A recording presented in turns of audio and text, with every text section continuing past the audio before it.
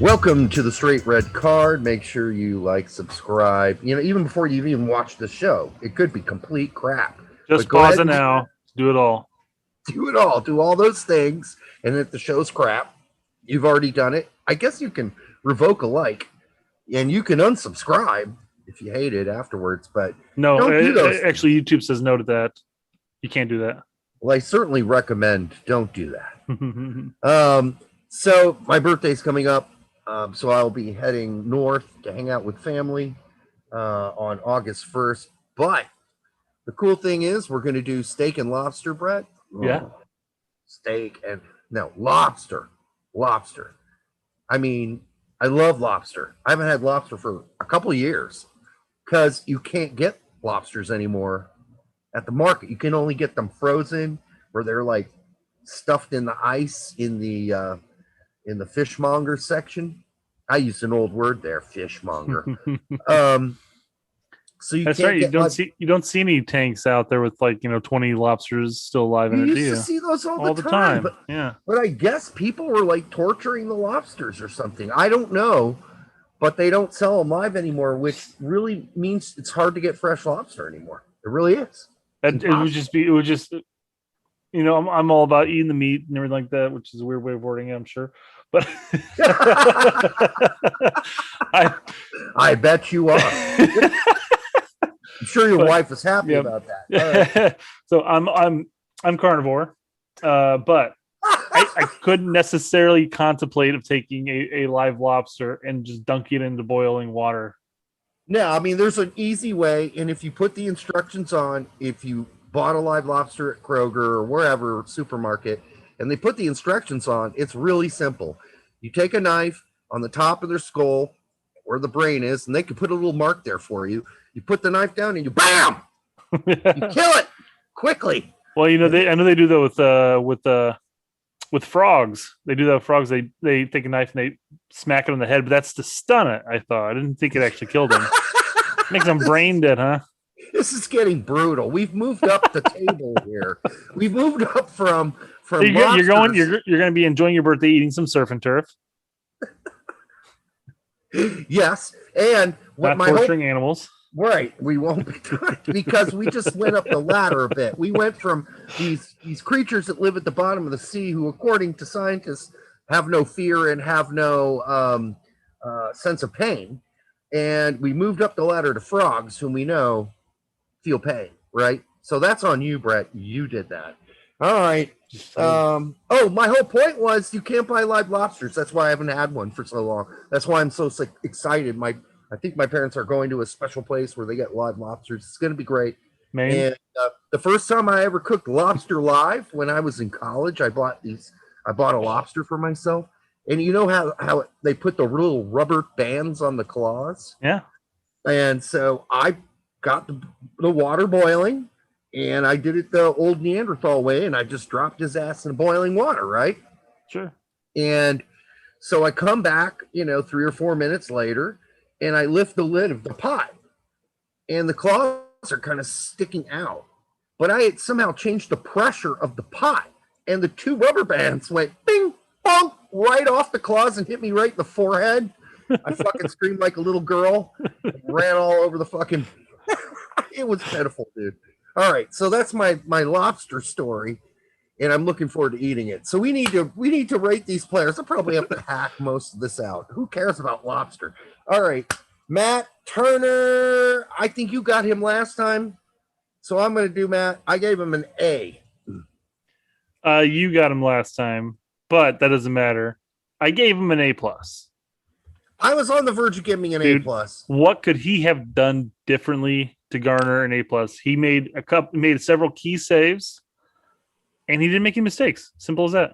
So, yeah. Okay, that's fair. I mean, he could have wore a different pair of underwear. Might have got him an A+. Who knows? Could have wore different shoes. So, but you're right. It's hard to fault him for anything. He had a really good game. So I guess I'll do Vines then. No, you just did Turner. No, I'll do Vines. All right, go ahead. We'll just keep this going like this. All right. I gave Vines a B. I gave him a B-. I had him as a C. Yeah. After the first half, I had him as a C+. Yeah. Yeah. So I bumped him up to a B- after the second half, which he did a lot better. Yeah, he had a much better second half. I agree. Yeah. And, we forgot to do with Turner because it's obvious, but has Turner talk himself into the discussion for the goalkeeper spot for the U.S. men's national team? Is he in the top 3? He fucking certainly is. Yeah. And I think Vine's the same at left back because all we've got is Anthony Robinson. And out of position Dest.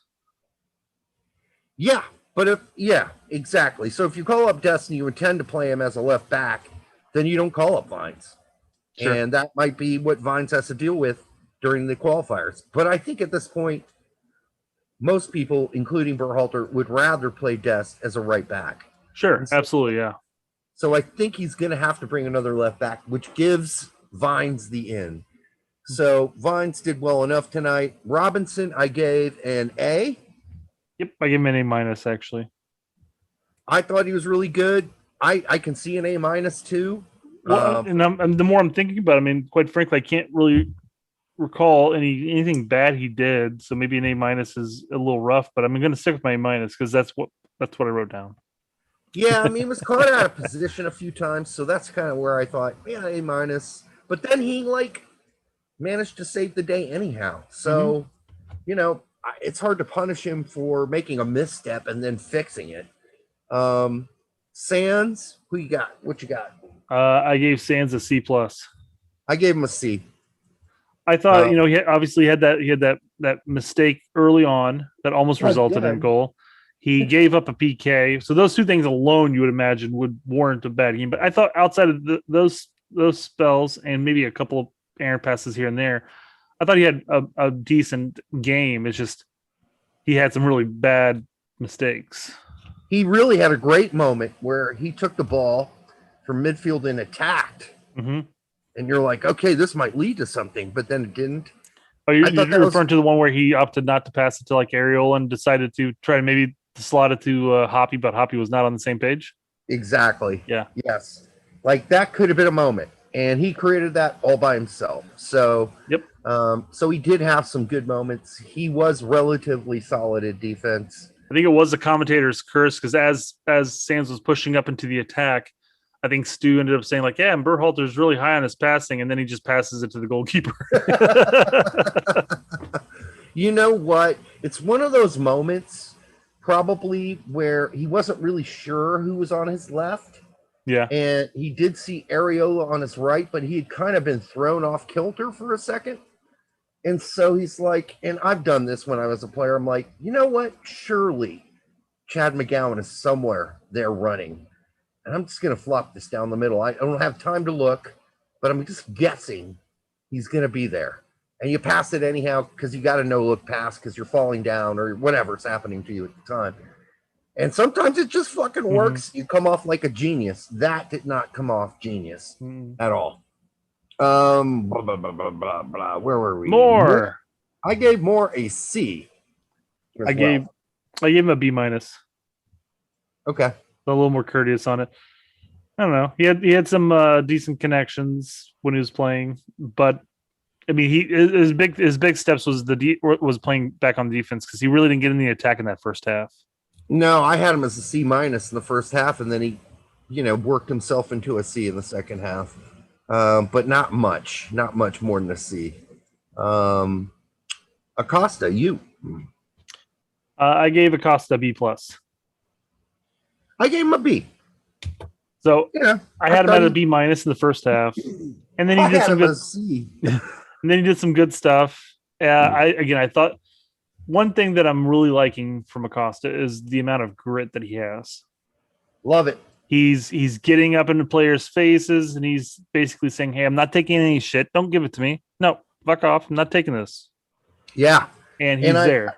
I really also like that they said during the show that Acosta is really focused on getting to Europe. Well, I think what he'll need to do is become a regular badass for the Rapids and continue performances like these in these tournaments. Let's say he has a great game against Mexico or Canada, whoever wins. Again. That game's still on right now. Yeah. And I think he might get some attention.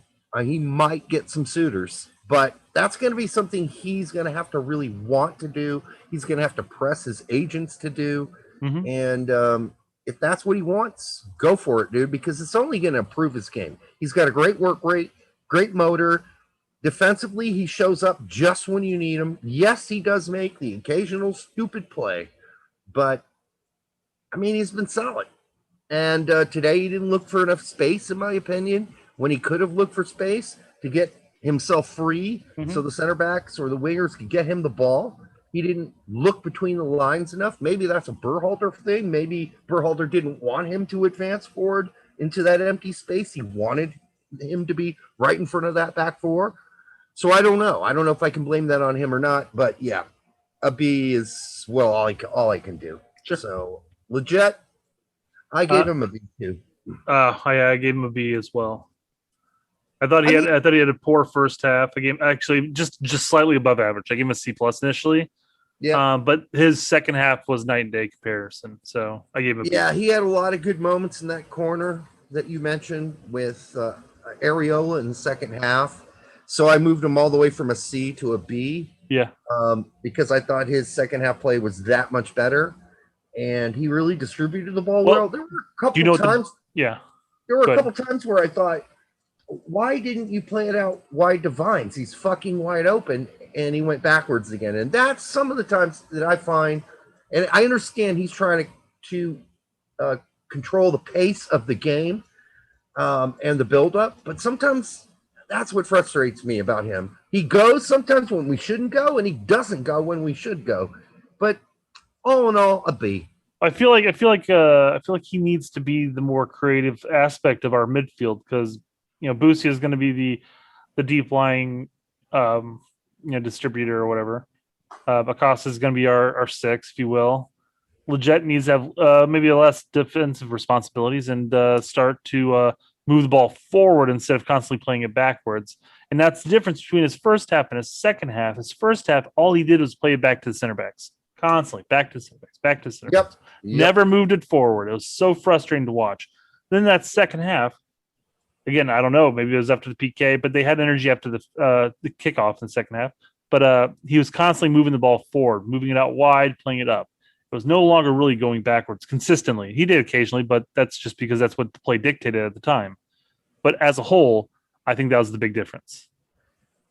Yeah, I mean, I see what you're saying about asking Leggett to be more offensive-minded, and I'd like to see that. But then again, I also get the whole defense by committee thing in the midfield as well that Greg seems to be emphasizing here, being more conservative and making sure, especially against this team, that we didn't get countered. So you saw a lot more tentative midfield play today. And that goes to the next player, which is BUSIO, who I gave a C because I thought he had some good moments, but generally, since he played just mostly the first half, and the first half sucked, he's going to get lumped in there with them. And I gave him a C. There's a reason he got pulled too. Sure. Yeah, I thought I gave him a C as well. Or C. I'm sorry. No, I read that wrong. I gave him a C plus. Okay. Because I felt like his defensive pressure was still improving and still doing much better compared to, say, the Canada game. So again, he had a lot of. It was as a whole, the team again wasn't very offensive minded. They really didn't get into the attack. He didn't create anything when we did have the ball. Most of the time, it was bad passes out.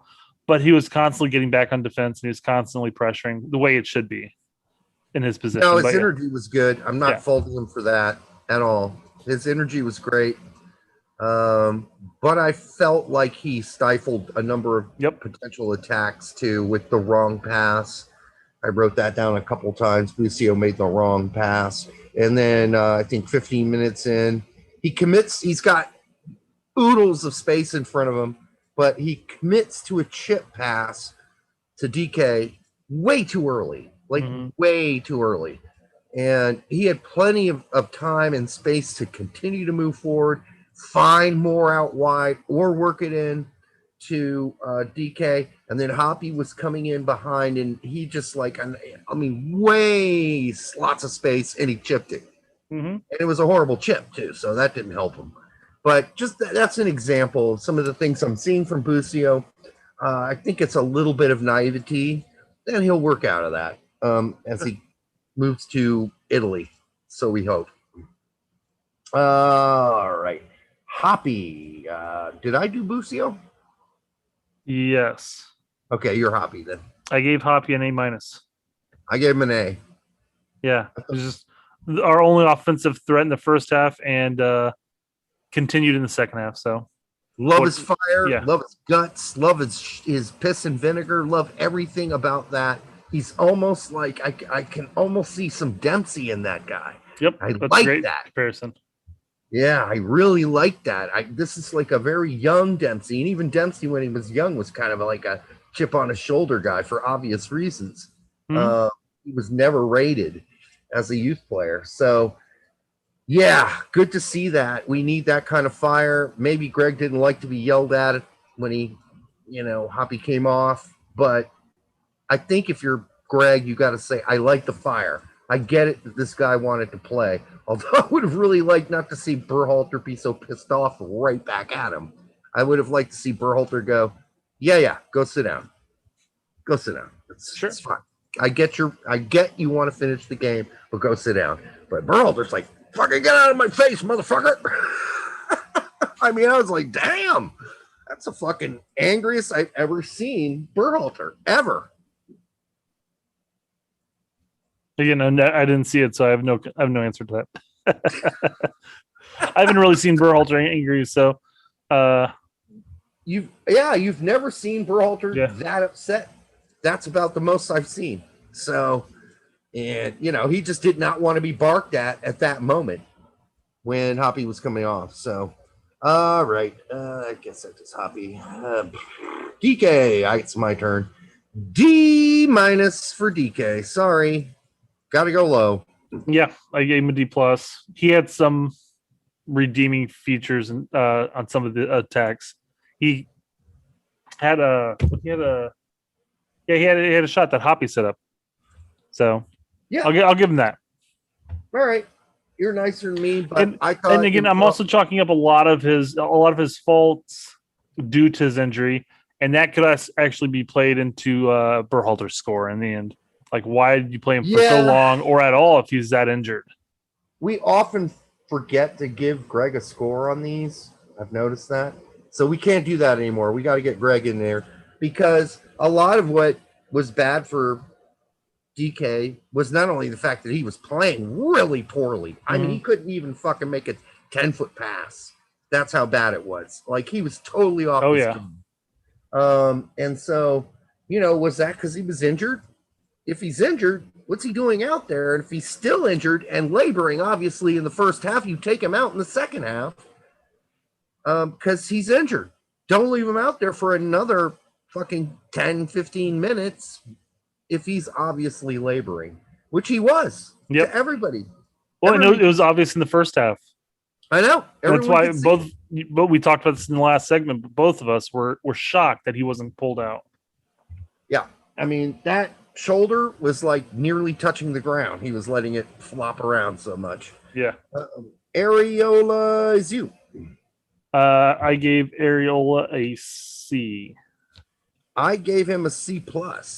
I thought I gave him a D for the first half. That's the thing. Yeah, I thought his first half was just bad enough to where even though he did some really good stuff for the next 25 minutes or so of the second half, maybe 30 minutes, I guess. Yeah. I don't know. I thought he had such a bad first half that his goodness of the second half didn't wash it. It was all about those interchanges with Leggett and him and Roldan in like this 10-minute block that was really good on the right side. And so I kept giving him little dots. So like every time he did something good, I give him a dot. So this is how I track the game. Sure. Dot, star, arrow down sign means you fucked up. So I add that on there too. I've got checks. I've got checks and X's. Yeah. So it's like, it's like tracking a baseball game in the old school days, where you could you basically track the whole game on paper. Well, that's kind of what I try to do, and I think Ariola did enough for me to get him to a C plus. You gave him a what? C minus? Gave him a C. Okay. Cannon. That's me. Cannon, it's so hard. I know he played 30 minutes. I gave him a B. I thought he did okay. Yeah, that's what I did. I gave him a B as well. I mean, I think he did fine. Zardes, well, I had to give him an A. He scored. Yeah, I gave him an A minus. I mean, A minus is fine too because he did some weird things. I think you were mentioning earlier, like he had one play where the ball was attached to his foot, like the ball it came down, and the ball just stuck to his foot, like as if he was like pine tar on there or something like that, like Velcro. Yeah, and I would watch. I go, "Whoa, way to go, Zardes! That was impressive. Were you trying to slip it or something?" Yeah, exactly. It was probably more likely that was an accident. Do you think Zardes is more shocked the ball was at his foot instead of being flipped on? Like, oh shit, I got the ball. No, it was a great trap, and it was on purpose. So I'm giving him props on that one. But yeah, I thought he did a great game. But then kind of like the other side of the ledger is the fact that also when he got the ball in the box, when he first came in, he flubbed it and lost the ball immediately. So there's those two sides of Zardes. Like Zardes can score with his forehead, his face, his back, other parts of his body, but sometimes he misses like a really easy pass and you're like, well, or he gives the ball away. So it's just weird like that. But they were mentioning how hard everybody's been on Zardes. I don't think we have been unfair. I just think that we're realistic about Zardes. Zardes is who he is. Mm-hmm. And right now, if you're going into this next game, and we'll be going picking the team for the next segment, I don't know how you can't play Zardes over DK at this point. DK's done nothing. Well, I mean, I don't necessarily know if that's based off of talent and everything like that, more so than say DK is just not fit to play. He's not fit, but he's not in form because Zardes is definitely making a case for himself, even if DK was healthy. Yeah. ROLDAN. That's you. Yeah, I was waiting for this one. I gave ROLDAN a B minus. I gave him a C minus. So we talked about this in the last segment. Maybe it could be that I just don't expect much from him. I think so. But I saw enough connectivity between him, Leggett, and Ariola on that right hand side up until Ariola got subbed off. But I saw enough connectivity between those three players that was spurring some of our initial attack in that second half. That I was not impressed, but I was like, well done. I was well done. We're making simple 1-2 touches passes, so it's not like it's like spectacular by any means. But again, I thought he did well. I think well enough. Go back and rewatch that. Most of it was the right back, Leggett, and Ariola. I don't know. We'll see. I don't know. I did not see that. So I just noticed that he did a Shankopotamus at the very end of the game that almost cost us an attack from a serious attack from Qatar. A total Shankopotamus, like backwards, like sideways. Bad pass to nobody. Shankopotamus. So in a very critical time. And so that showed me he wasn't focused. Well, unfortunately, Fox Sports apparently doesn't allow me to go back and rewatch replayed games. So if I do have to go back, I may have to go back on through Comcast. But I'm going to chalk this up as I'm right and you're wrong, so we'll move on. All right. So Williamson, that's fine. You got your wish. Williamson got 10 minutes. I think your real wish was that he start. Yeah. I said for the past couple games actually that I would probably start him over BUSIO at this point, or alongside BUSIO, and maybe pull out Leggett because Leggett was starting to look more and more tired as the tournament went on, and even today, I mean he made some runs backwards. He came back into the defense, but man, he was just outpaced. The guy just doesn't have wheels, and not anymore. And I mean, at this he never point, looked that fast to begin with. sure. But I mean, yeah, as he's gotten older, just he's lost a step or two, and so that's why I was like, I would like to see Williamson in there because, quite frankly, I think he can do just as much. I think he can do as much as Busio, and I think he probably can do as much as Legit at this point. I agree. I gave him a B. I gave him a B plus. All right, Gio Caccini. Oh, I gave him an A minus. I gave him an A. Yeah, I mean, absolutely stellar game. Played 10 minutes, got the assist. Yeah. I mean, what else can you say? He got brutalized out there, and he did great drawing all those fouls to waste time at the end of the game. I got to give him an A. So yeah, let's go backwards and do the or thumbs up. We'll just you want to just go backwards? You want to start a turn and move forward? No, we already did Turner and Vine, so let's just go backwards till we get to them. Gio Caccini, I gave him a sure. I think he's in contention. I don't know if he'll actually get called up. I think he's in the discussion though. Yeah, Williamson, I agree. I think he's still in the discussion. Absolutely, too. Yep. Roldan, nope. Sorry. Zardis, I think he's working himself back into the discussion. That little, I can't believe he shows up. What can I say? Yeah, it's just unbelievable. But you cannot deny a guy who just keeps doing what needs to be done, even though he's getting 10 minutes of the game. I can't shit on Zardis. No, I'm not going to do it. We'll see how he does up against Mexico. But yeah, hey, he's doing it these past this tournament. Yeah, can't say anything. Yep. I can nitpick and pull out things that he did. You know, his first touch-up points and not putting away certain things or flopping, whatever. But he shows up. What can I say? The only reason he's really, really, really back in the discussion for me is because DK's been poor. Yeah, he's been poor, and that lets Zardis with this goal today back into a very serious discussion about whether or not he's one of the 3 or 2 strikers that right now we can depend on. I frankly, if Hoppy was counted as a striker in Greg's eyes, he'd be my number 1 right now. And Zardis would be number 3 behind Sargent.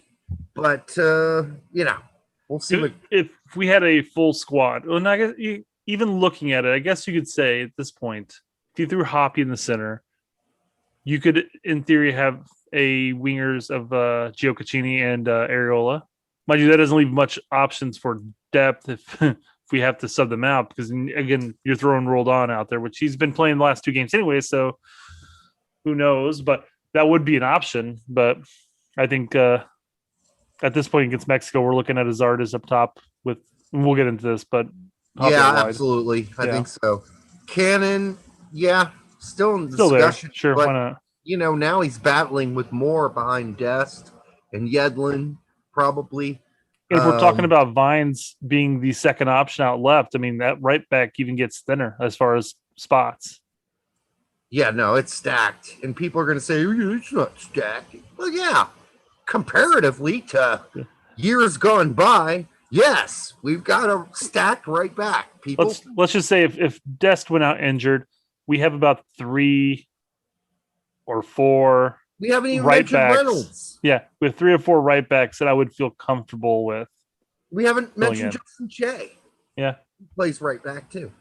All right, Areola. I'm saying nah.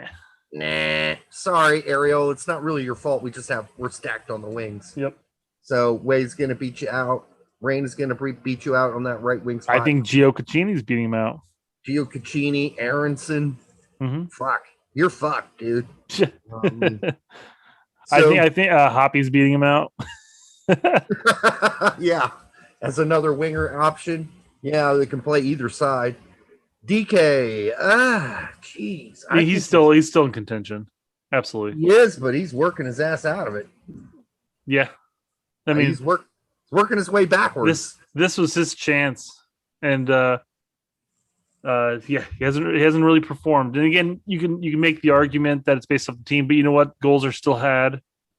And outside of the 2 he got against Martinique, I mean, he hasn't had any.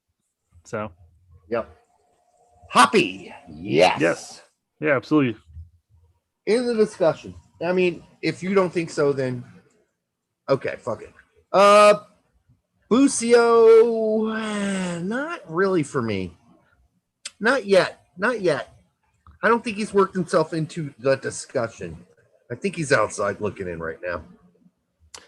Yeah, I think when you take into consideration that the two guaranteed starters for this Gold Cup are possibly fringe players for our 23 full with Leggett and Acosta.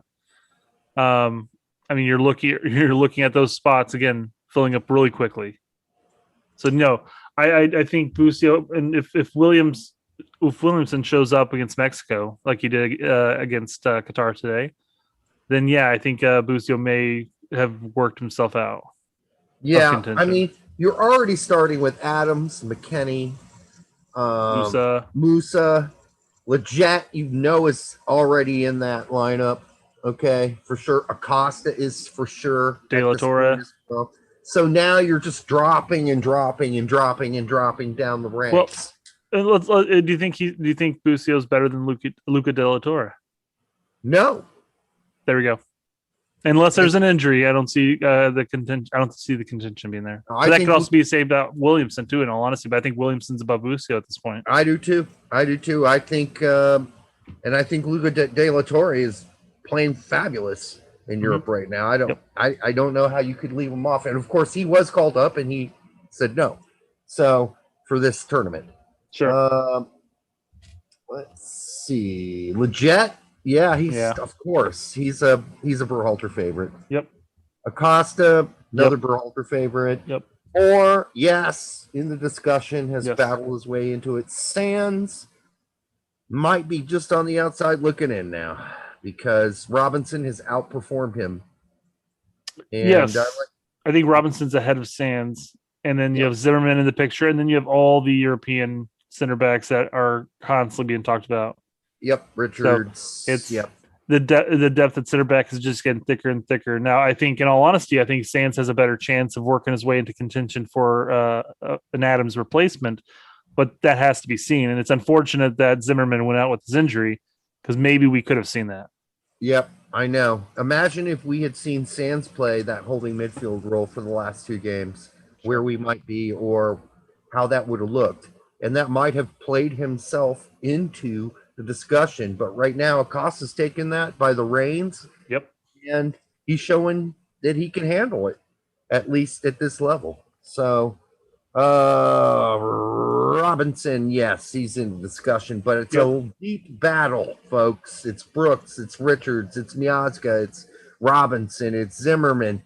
I mean, it's a death match. So they're gonna have long battle if he recovers. Yep. Vines, yes, because we only talked have about that. Yeah. Yep. And Matt Turner, yes, obviously. He might be working himself up the ladder in Berhalter's mind for all we know. Yeah, that'd be crazy to see. All right. That shall do it for the player ratings. We'll be back for one more segment, and that will be on what we're going to see versus Mexico or Canada. We don't know because if it's Mexico, the game is still on. And in fact, is this a penalty kick? It is. It's a penalty kick for Mexico. I got to pull that game back up now quick. Hold on. Oh, no. What's going to happen? Nobody knows. Boy.